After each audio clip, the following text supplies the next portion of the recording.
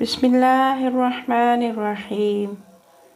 منصور دانکی کی خلافت کے زمانے میں ایک آدمی نے فیصلہ کیا کہ جب تک 100 افراد سے مشورہ نہ کر لے شادی نہیں کرے گا۔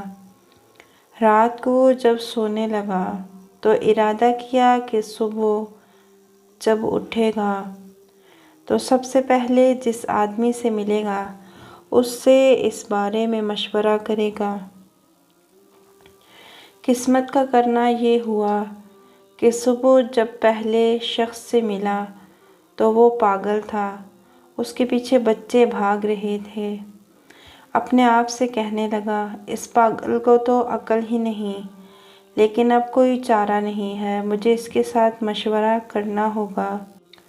جب اس سے مشورہ کیا تو اس پاگل نے جواب دیا، بیویاں اور عورتیں 3 قسم کی ہیں، ایک تمہارے لیے ہے نہ کہ تم پر ہے، دوسری دائیں طرف نہیں اور نہ ہی تم پر ہے، تیسری دائیں طرف نہیں ہے اور تم پر ہے۔ خیال کرو کہیں میرا گھوڑا تمہیں لات نہ مار دے۔ یہ کہا اور وہاں سے بھاگ گیا۔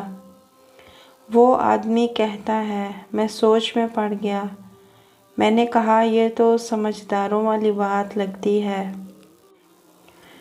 میں اس کے پیچھے گیا اور کہا کہ تم نے بہت مختصر بات بتائی ہے، اس کی وضاحت کرو۔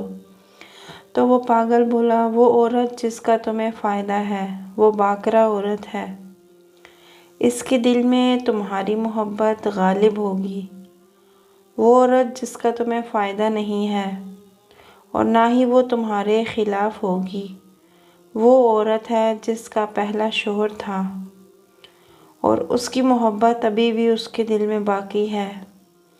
وہ عورت جس کا تمہیں کوئی فائدہ نہیں بلکہ تمہارے لیے نقصان ہے، وہ عورت ہے جس کی پہلے شوہر سے کوئی اولاد ہو اور وہ ہر وقت اس کے کاموں میں مصروف رہے، تمہارا سب مال اس پر خرچ کر دے اور جب تم اس سے کوئی بات کہو تو جواب میں کہے کہ وہ بہت ہی برا دن تھا جب مجھے تمہارے ساتھ باندھ دیا گیا تھا۔ پاگل نے یہ کہا اور جلدی سے وہاں سے بھاگ گیا۔ وہ آدمی کہتا ہے، میں پھر اس کے پاس گیا اور کہا، تمہاری باتیں تو عقل مندوں کی طرح ہیں، تو پھر کیوں پاگل بنے پھرتے ہو؟ اس نے جواب دیا کہ خلیفہ چاہتا تھا کہ مجھے قاضی بنا دے، اس قضاوت سے فرار کی خاطر میں پاگل بن گیا ہوں۔